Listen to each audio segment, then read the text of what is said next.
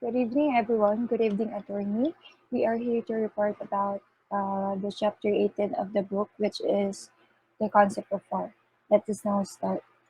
To begin, writers of international law states that there is no unanimous agreement in the meaning or concept of war. However, some writers claim that war can be of two types.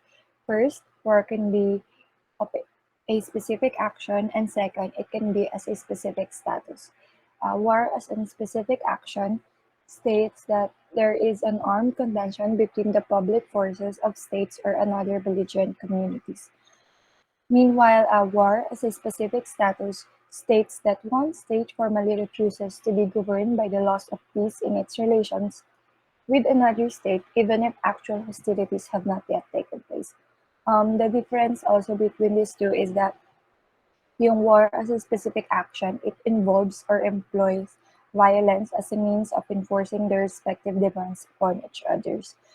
Um, but it was said in the readings now we must also remember that employment of force by one state against the other does not always results to war. One good example dito is reprisal in terms of Pacific blockade. Moving forward to the outlawry of war, there have been several attempts, specifically three attempts, in preventing war from happening again. First is the Covenant of League of Nations of 1920. It attempted to restrict, but not to prohibit, the recourse to war. It provided that states should seek to settle their dispute peacefully by referring them to the arbitration, judicial settlement, or to the Council of the League. Second attempt is the Kellogg-Briand Pact of 1928. It is a multilateral agreement attempting to eliminate war as an instrument of national policy. It was also seen as the most grandeur of a series of peacekeeping efforts after World War I. And the last is the Charter of the United Nations. The Charter of the United Nations, which was signed in 1945, is the founding document of the United Nations organization, which sole purpose is to maintain international peace and security, develop friendly relations among nations based on respect for the principles of equal rights and self-determinations of peoples. The UN Charter Preamble states in the first paragraph is that it is determined to save succeeding generations from the scourge of war, which twice in our lifetime has brought untold sorrow to mankind. And then yung sa last part ng paragraph, it was stated that all members are called upon to abstain from the use of force in the solution of international differences. However, Article 51 of the UN Charter Preamble, um, meron doon yung concept ng right of self-defense wherein pinapayagan yung gamit ng use of force, uh, pinapayagan yung gamit ng use of force if it is an act of self-defense or in pursuant of Article 42, which is the enforcement of action, which can be decreed by the United Nations Security Council. So between the three that was mentioned, yung Charter of the United Nations, yung Kellogg-Briand Pact, and yung Covenant of League of Nations, yung Charter of the United Nations lang talaga yung committed into the outlawry of war. Kasi yung dalawa, parang nire-restrict nila nga, pero present pa din yung paggamit ng war. Moving forward, despite the rejection of war, of course, the international societies has still not completely abolished this act of violence. And so, several agreements of what we commonly known as the laws of war or customs of war should be observed. Merong 8 na agreements na should be followed when conducting war. First is the Declaration of Paris of 1856, which concerns the warfare at sea, the Hague Conventions of 1899, which concerns the use of expanding bullets and asphyxiating gases. Next is the Declaration of Paris 1907, which concerns the opening of hostilities, laws, and customs of warfare on land. conversion of merchant ships to warships, so on and so forth. The fourth is the Geneva Convention of 1925, which also concerns the use of asphyxiating, poisonous and other gases, as well as yung usage ng bacteriological methods of warfare. Yung Geneva Convention of 1929, dito papasok yung treatment of the sick and wounded and of prisoners of war. The Declaration of London of 1936, which concerns the use of submarines against merchant vessels. The Geneva Convention of 1949, which tackles the amelioration of the sick and wounded on land, shipwrecked members of the armed forces at sea, treatment of prisoners of war, and the protection of civilian persons during the times of war.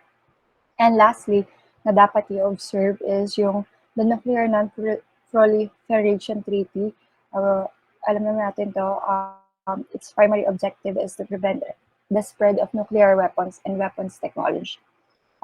How are these agreements observed? Of course, rather enforced. Paano to na-enforce? Yan. Pagka hindi nila yun, pag hindi sinunod or hindi inobserve ng mga belligerents yung mga laws of war, ayan, may mangyayaring ganito. May protest lodged by one belligerent, usually accompanied or followed by an appeal to world opinion against the unlawful acts of warfare committed by other belligerent.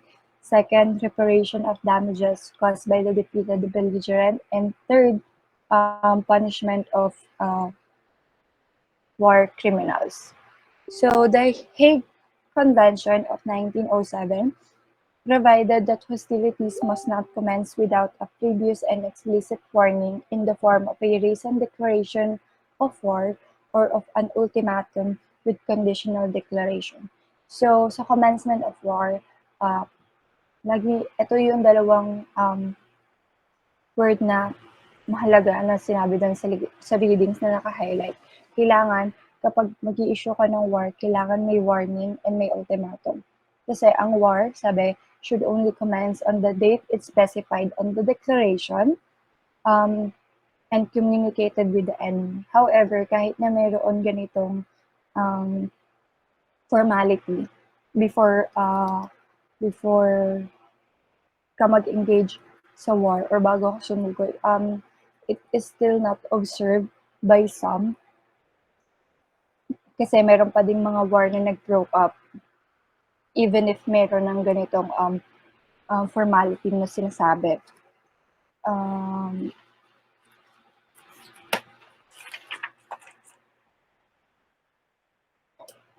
Next is the effects of war. Merong 5 effects of war according to the readings. Yan. Yung loss of peace, which cease to regulate the relationship of the belligerents and ursus superseded by the laws of war. Yung mga third states naman will be governed by the laws of neutrality in dealings with their belligerents. Second, yung mga diplomatic and consular relations between the belligerents are automatically terminated and yung mga respective representatives are allowed to return to their home. Third, yung mga political treaties are automatically cancelled except dun sa mga treaties na intended to operate during war. Fourth, public property of enemy is subject to confiscation. And fifth is that individuals are impressed with the enemy character. Moving forward, we discussed the distinction between combatants and non-combatants. Easily said, combatants sila yung nag-engage directly in the hostilities. Meanwhile, yung mga non-combatants naman does not engage in hostilities. So, ano yung mga characteristic ng isang combatants? First, it should be members of the armed forces of the Philippines, whether it be in the Army, in the Navy, or Air Force. Expect those who do not engage in combat pero members ng armed forces, katulad na lang ng mga chaplains and medical personnel. Second, yung mga irregular forces or yung mga tinatawag na guerrillas or frontiers, provided that They are commanded by a person responsible for his subordinates. Two, they were a fixed distinctive sign recognizable at a distance. And third, they carry arms openly. And fourth pala, sorry, um, they conduct their operations in accordance with the laws and customs of war. Third characteristic of a combatant is the inhabitants of an occupied territory who take arms to resist the invading troops or tinatawag na levy en masse. And fourth is the officers and crew of the merchant vessels who forcibly resist the attack. So, what happened when combatants are captured? Of course, they are entitled to the treatment as prisoners of war. Dito, yun nga, they have the right to adequate food and clothing, to safe sanitary quarters, to medical assistance, to refuse to give military information or render military services against their own states, and they have the right to communicate with their families. Yung mga non-combatants naman, of course, they do not enjoy identical rights kapag ka nahuli. But of course, they are still protected from the inhumane treatment under the Geneva Conventions of 1949, which is relative to the treatment of civilian persons in times of war. The conduct of hostilities must follow the three basic um, principles of warfare. First is the principle of necessity, which states that you can employ any amount and kind of force to compel and complete with submission of the enemy with the least possible loss of lives, time, and money. Dito sa principle of necessity, parang nag-justify yung naging atomic bombing ng Hiroshima and Nagasaki. Tas ang argument nila dun, like, if hindi yun nangyari, mas maraming lives daw yung mawawala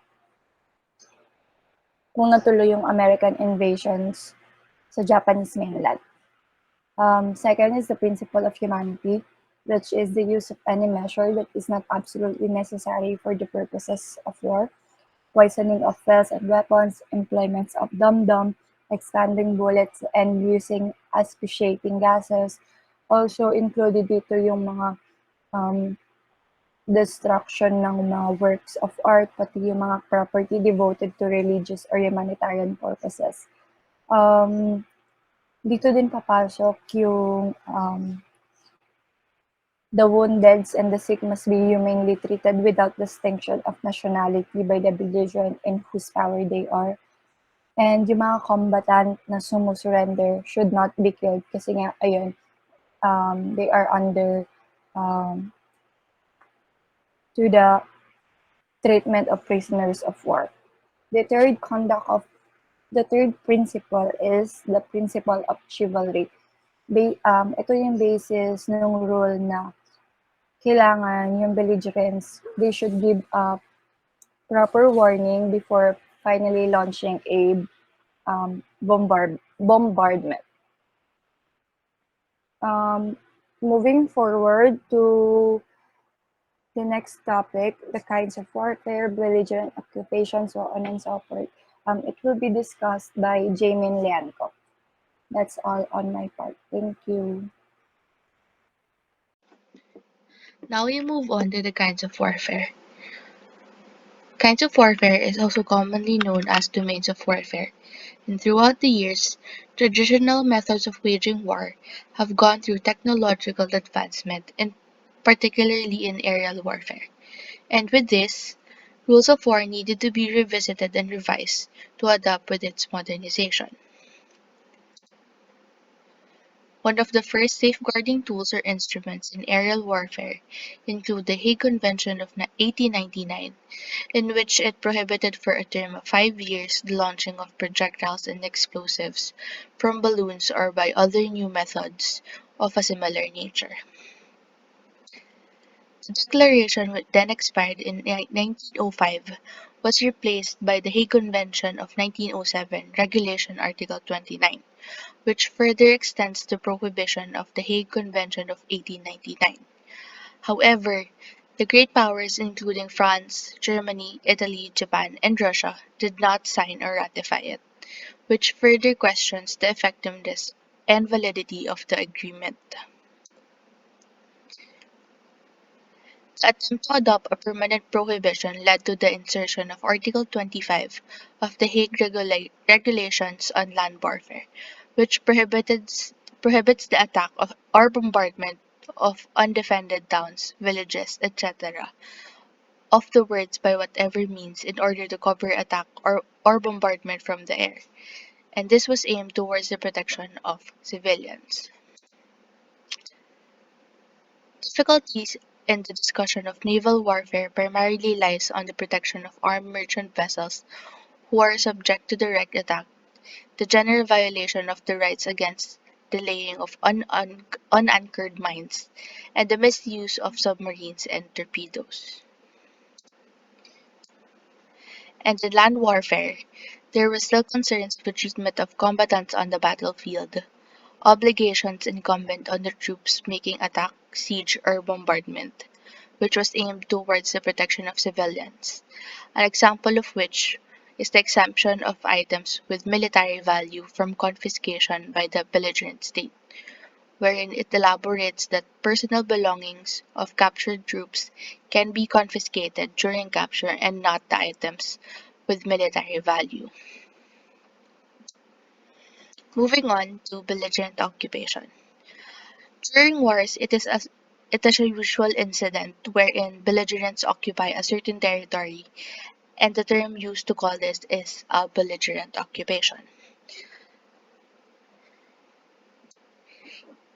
Even if they are technically occupying the territory, there are still limitations put in place, such as it is not necessary that every square foot of the territory in question be considered occupied, and their authority may be limited only to the area where such authority has been established. Or in other words, there can be no definite territory in belligerent occupations.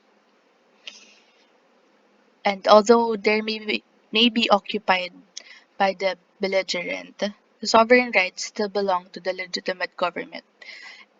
There is no suspension or the transfer of sovereignty to the belligerent, although it may be at the moment unable to exercise it. And as a result, belligerents cannot declare independence, and they also cannot require the inhabitants of the occupied territory to renounce their allegiance to the legitimate government. Belligerents are required to restore and ensure public order and safety, particularly the regard to family honor and rights, the lives of persons, private property, and religious convictions and practice. But whenever necessary, the belligerent may promulgate political and non-political laws. However, upon the end of occupation, political laws are automatically abrogated, and non-political laws may remain under the condition that the legitimate government repeals it. The belligerent is also permitted to extract contributions in form of taxes or services from the populace for the needs of the army or for the administration of the territory. The belligerent may introduce military currency for use by civilian and or military personnel in the territories that they are occupying. Um, Military currency is considered as legal tender, as seen in Haupia versus China Banking Corporation, wherein the Supreme Court upheld the validity of the payments made by the plaintiff using Japanese military notes to settle a loan. In the event that a private property be seized and used by the belligerent, it is automatically granted restoration or compensation after peace is formally made. And beyond this, state-owned institutions, charities, schools, the arts and the sciences, and places of worship should also be considered and treated as private property. The belligerent shall only be regarded as an administrator and usufructuary of public buildings, real estate, forests, and agricultural estates, and their control and management over the said territory is only temporary and is automatically transferred back to the legitimate government after the war. Banaag and Singson Encarnacion was used as an example to elaborate this, wherein a lease of 5 years over a certain municipal fisheries were deemed automatically cancelled upon the re-establishment of the Commonwealth government. Connected to this is post liminium, or the right of post limini, or which allows for the invalidity of all unlawful actions committed by an occupation on a certain area following its return to the legitimate sovereign. It may be also considered as a reinstatement of authority, wherein all laws previously enacted by the legitimate government are revived. To give further explanation, property owned by A was confiscated by the belligerent and sold to B. After the war, A can recover the property without having to pay a cent to B, deeming the contract between the belligerent and B null and void. The reason being that the acquisition of the property was through illegal means.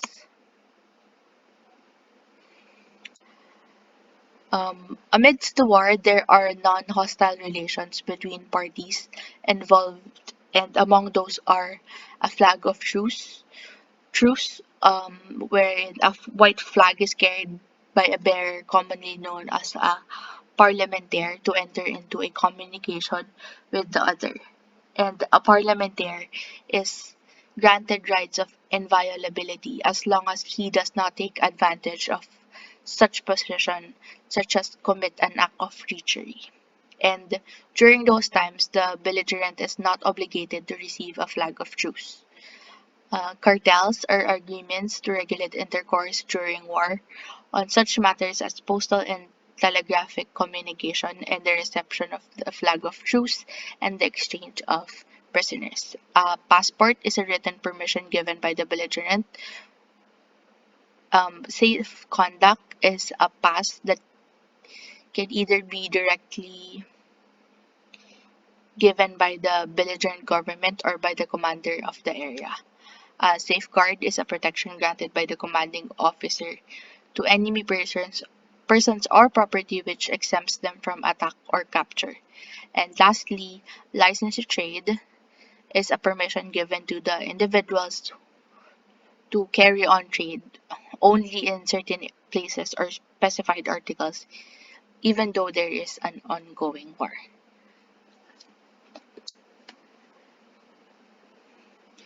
The suspension of arms or temporary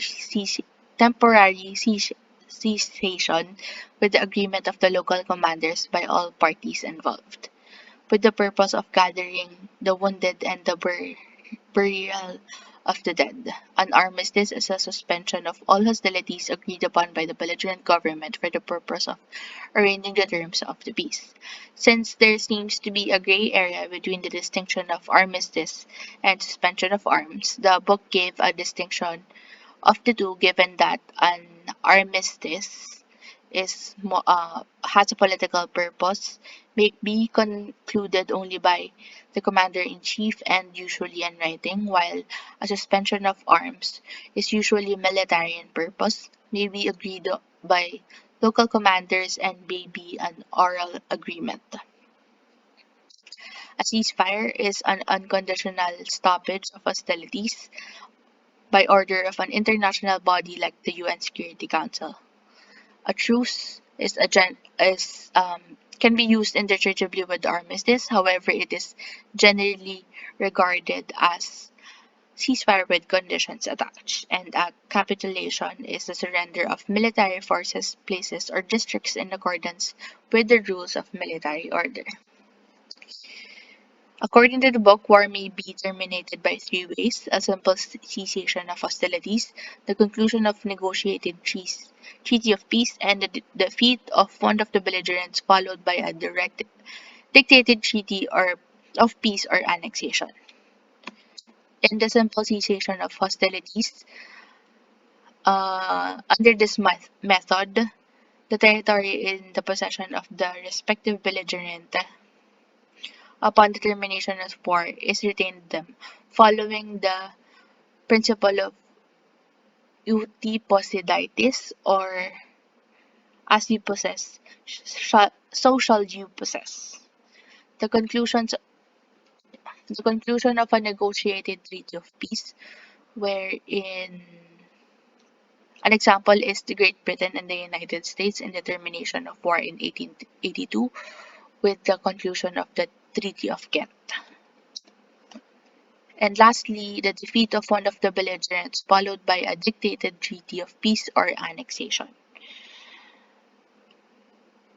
wherein victorious belligerent usually issues a unilateral declaration announcing the end of the war, followed by a peace treaty.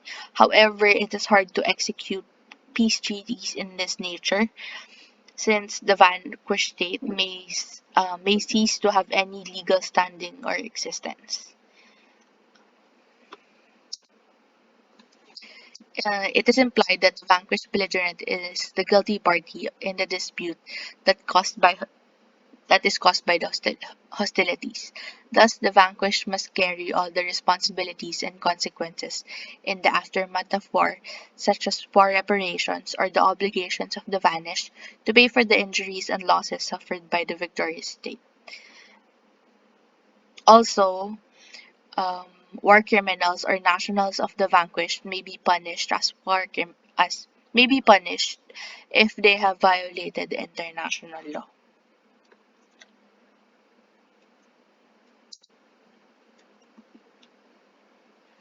It cannot be reasoned that a person was only acting on the orders of the state given that they were provided a moral choice uh,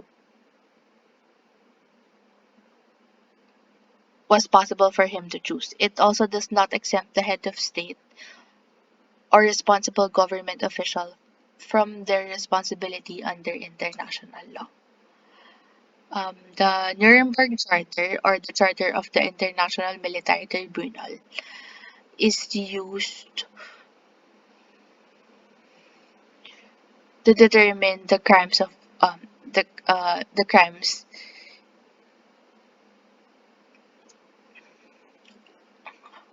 created by the vanquished.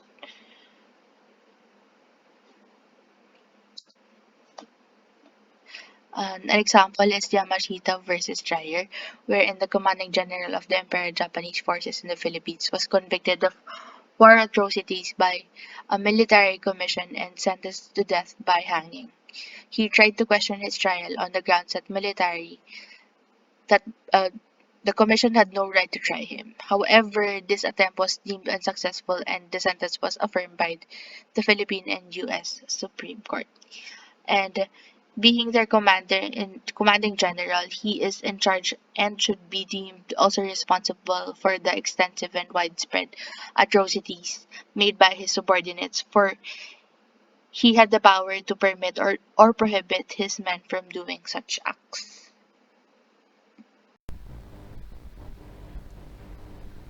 Hello, good evening, everyone. At this point, I am going to report about the International Criminal Court, or the ICC. The content are as follows, starting with the history of the ICC. The International Criminal Court was established by the Rome Statute on the International Criminal Court in 1998, and it began sitting only on July 1st, 2002, after 60 countries had ratified the Rome Statute to their own local legislation. To date, some 120 countries have ratified it, and the ICC has jurisdiction over offenses committed after July 1, 2002 only. In a country that has ratified the Rome Statute, or by an individual in one of the ratifying countries, even if the individual is a national of a country that has not ratified it. The ICC sits on the Hague of the Netherlands. Under the Rome Statute, the court shall be brought into relationship with the United Nations through an agreement to be approved by the Assembly of State Parties, to be approved by the Assembly of States, and after being concluded by the President of the Court. The International Criminal Court is an independent body from the United Nations and is different from the International Court of Justice. The International Criminal Court is an independent body whose mission is to try individuals for crimes within the jurisdiction without the need for a special mandate from the United Nations. On October 4, 2004, the ICC and the UN signed an agreement governing their institutional relationship.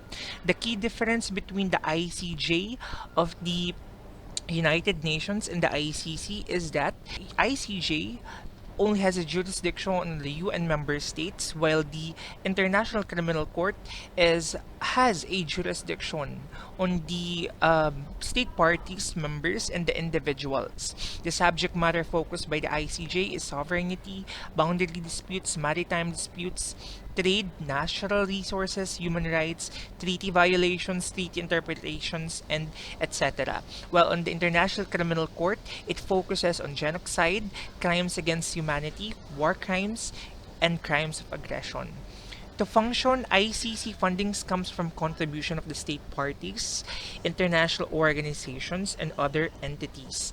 When the ICC was established, it was widely applauded as the idea that there would no longer be heinous crimes of world leaders and others with great powers that would go unpunished.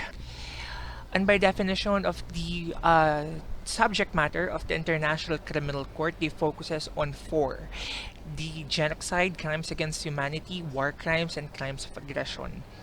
Genocide being defined as any of the following acts committed by the intent to destroy in whole or in part a national, ethnical, racial, or religious group.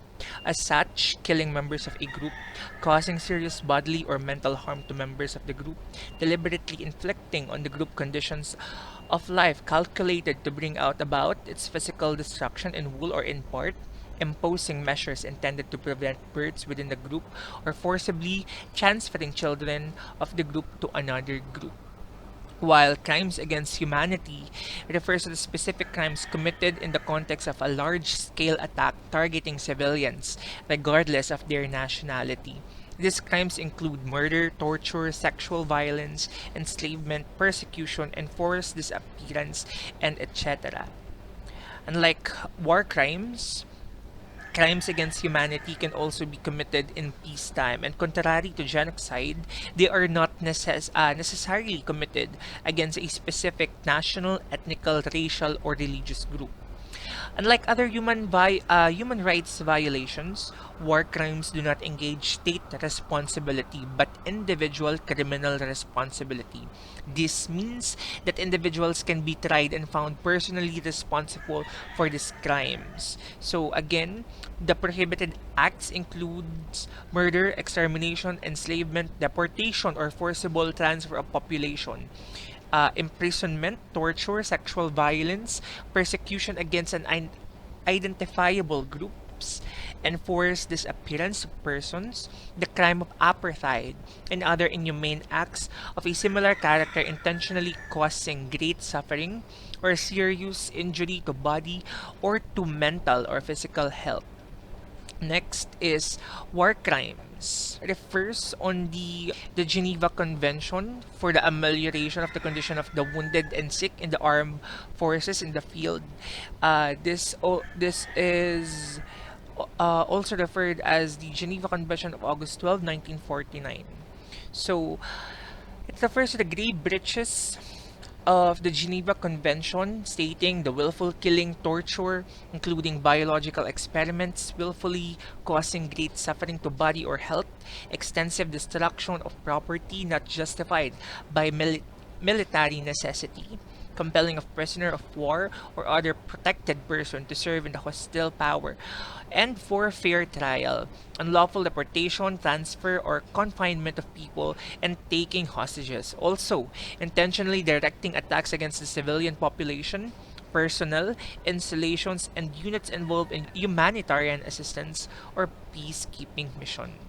While lastly, the crime of aggression, defined as the act of aggression, means the use of armed force by a state against the sovereignty, territorial integrity, or political independence of another state, or in any other manner inconsistent with the Charter of the United Nations. The crime of aggression means the planning, uh, preparation, initiation, or execution by a person in position or authority effectively to exercise control over to direct the political or military action of a state of an act of aggression which, by its character, gravity, and scale, constitutes a manifest violation of the Charter of the United Nations. These acts can include, among others, invasion, military occupation, annexation by the use of force, blockade by the ports or coasts.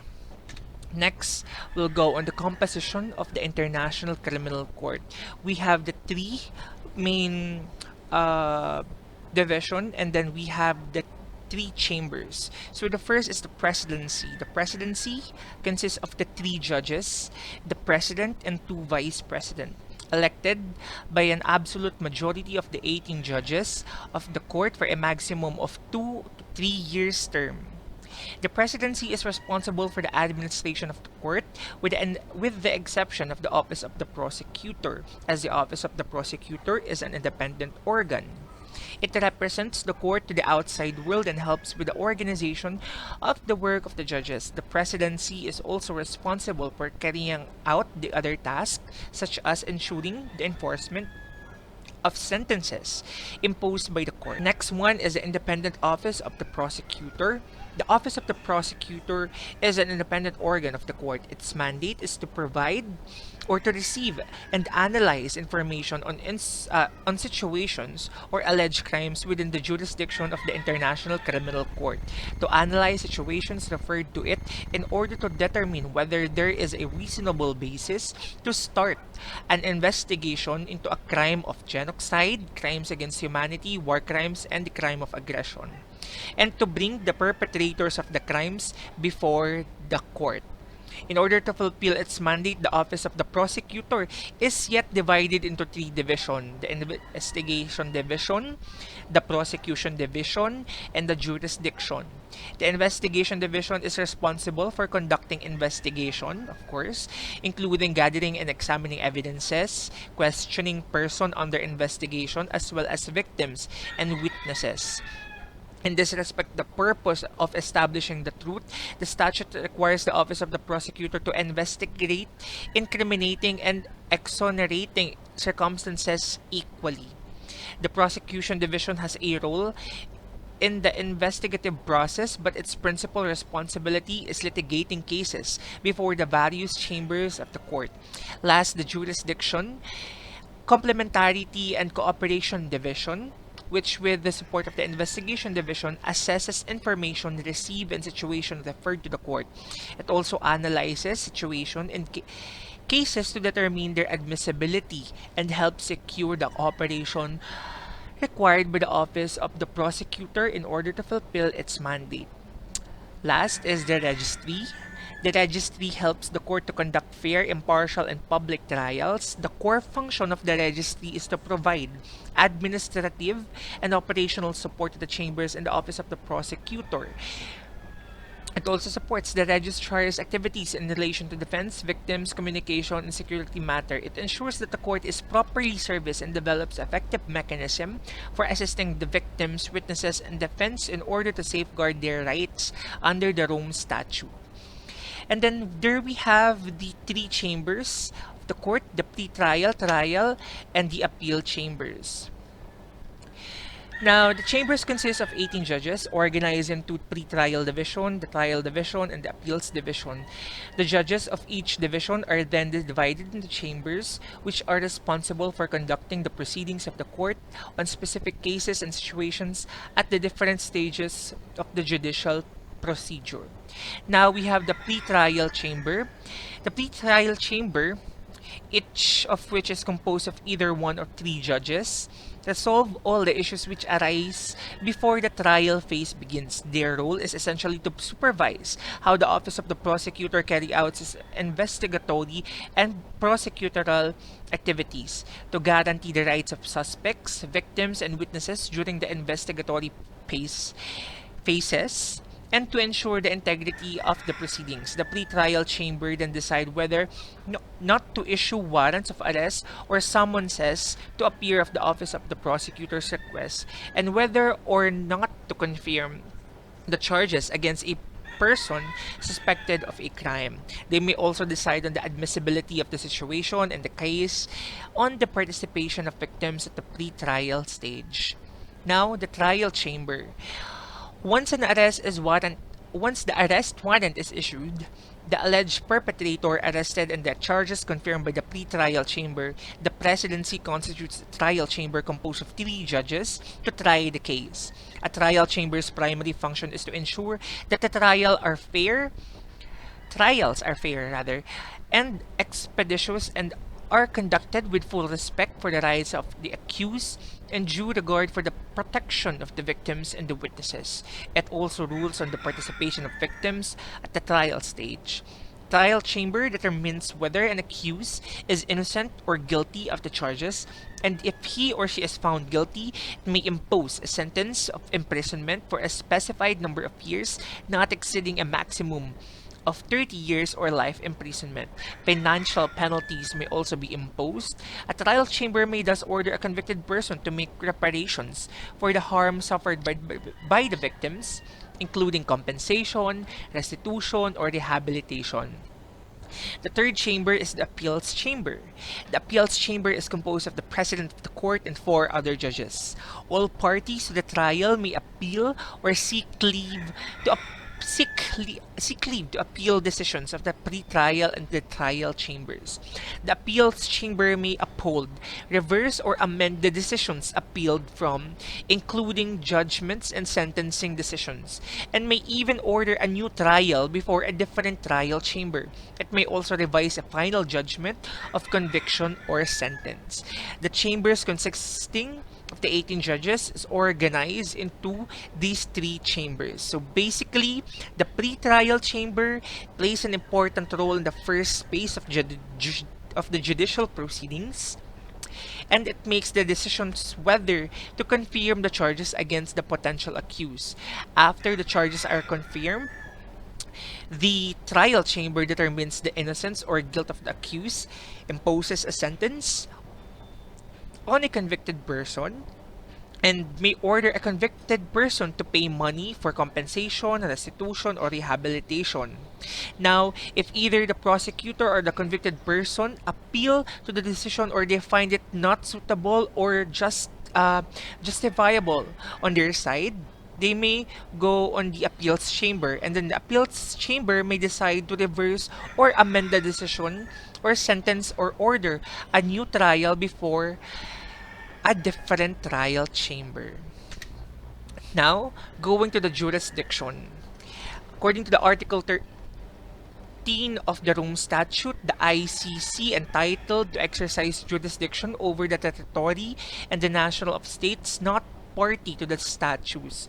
And specified to this jurisdiction is the Article 12 of the statute that lists the precondition to the exercise of the court's jurisdiction, stating, first, a state which becomes a party to the statute thereby accepts the jurisdiction of the court with respect to the crimes referred on the Article 5. Second, in the case of Article 13, paragraph A or C, the court may exercise its jurisdiction if one or more of the following states or parties to the statute have accepted the jurisdiction of the court in accordance with the paragraph 3 that states the state on the territory of which the conduct in question occurred, or if the crime was committed on board a vessel or aircraft, the state of registration of the vessel or aircraft, the state with which the person accused of the crime is a national. Then third, if the acceptance of a state which is not a party to the statute is required under the paragraph 2, that state may be by declaration lodged with the registrar, accept the exercise of jurisdiction by the court with respect to the crime in question. The accepting state shall cooperate with the court without any delay or exception in accordance with the Part 9. Also, it is important to highlight the principle of complementarity, stating that states rather than the ICC will have priority in proceedings with the cases with their own jurisdiction. Also, mahalagang pag-usapan na rin that Article 11 says that the court has jurisdiction only with respect to crimes committed after the entry into force of the statute. So all the crimes that can be catered on the ICC um, will only shall only be taken after the July 1st of 2002, after it has been ratified by the countries. Now, going on the procedure of hearing and deliberations. So, how would a case or a trial will start? So of course, it will start on the initiation of the investigation or the admissibility. Then the pretrial chamber shall issue a warrant of arrest of a person. So any state party to the Rome Statute can request the office of the prosecutor to carry out an investigation. A state not party to the statute can also accept the jurisdiction of the International Criminal Court with respect to crimes committed in its territory or by one of its nationals and requested by the Office of Prosecutor to carry out an investigation. The UN Security Council may also refer a situation to the court. So after going to the process of investigation or admissibility, we the ICC will go on the confirmation of charges hearing, in which it is not a trial but a pre-trial hearing. The prosecution must present sufficient evidence for the case to go to trial. The suspect's defense may object to the charges, challenge the prosecution's evidences, and also present his or her own evidences. Then after it, the pre-trial chamber may first, decline to confirm the charges, such as decisions that not prevent the prosecution, adjourn the hearing, and request the prosecution to consider providing further evidences, and third, confirm the charges and commit the case for trial. Upon confirmation, the presidency of the court constitutes a trial chamber responsible for the subsequent phase of the proceedings. After it, trials take place in the seat of the court in Hague unless the judges decided to hold it trials elsewhere. At the trial, the prosecution and the counsel of the defense have the opportunity to present their case. The prosecution must present evidences to the court to prove that the accused person is only guilty beyond all reasonable doubt. The prosecution will also disclose the accused any evidences which may show that he or she is innocent. The prosecution presents its case first and calls witnesses to testify. And when the prosecution has finished examining each witnesses, the counsel of the defense is given the opportunity to also examine the witnesses. Once the prosecution has presented all its evidences, it is the turn of the accused with the assistance of his or her counsel to present his or her defense. Now going to the specific, the sentence and sanctions. The judges may order reparations to victim, including restitution, compensation, and rehabilitation. To this end, they may make an order directly against a convicted person. When we say reparation, it may include monetary compensation, return of property, rehabilitation, or symbolic measure such as apologies or memorials. The judges may impose a prison sentence to which may be added a fine or forfeiture of the proceeds, property, and assets derives directly or indirectly from the crime committed. The court cannot impose a death sentence. The maximum sentence is 30 years of imprisonment. However, in extreme cases, the ICC may impose a term of life imprisonment. So, the ICC, the court does not have its own police force. It relies only on the state to arrest and surrender suspects. The court is the judicial pillar of the Rome Statute system. The operational pillar belongs to the states, including the enforcement of the court orders. Convicted persons serve their prison sentences in a state designated by the court from a list of states which have indicated to the court their willingness to accept the convicted person. So under the Article 105 of the statute, the conditions of the imprisonment shall be governed by the laws of states of enforcement and shall be consistent with a widely accepted international treaty standard governing treatment of prisoners. Now, the last part, the most important or one of the key ingredients of the International Criminal Court is the impartiality. It is important to note that the ICC works with integrity as an independent international court, or as they say, the last resort, the court of last resort. That's which it has an aim to try individuals of great influence that abuses its authority, power, and brings harm to the society. Noted on the Rome Statute, the International Criminal Court, everyone is presumed innocent until proven guilty before the court. A trial chamber will convict someone only if the charges have been proven beyond reasonable doubt. The ICC, according to the United Nations, contributes to the fight against impunity and the establishment of the rule of law by ensuring that the most severe crimes do not go unpunished and by promoting respect for the international law. The core mandate of the ICC is to act as a court of last resort with the capacity to prosecute individuals for genocide, crimes against humanity, and war crimes when national jurisdiction, for any reason, are unable or unwilling to do so. So, up to this date, the ICC has seized 14 cases in 7 country situation involving a total of 23 suspects or accused. So mostly of the cases are in the African continent, while yet it has been a debate and an issue, but the International Criminal Court again is highlighting that the court shall apply equally to all persons without any distinction based on official capacity, especially to the head of the state or government official, shall in no case be exempted from criminal responsibility under the statute. So that is all about the International Criminal Court. Thank you.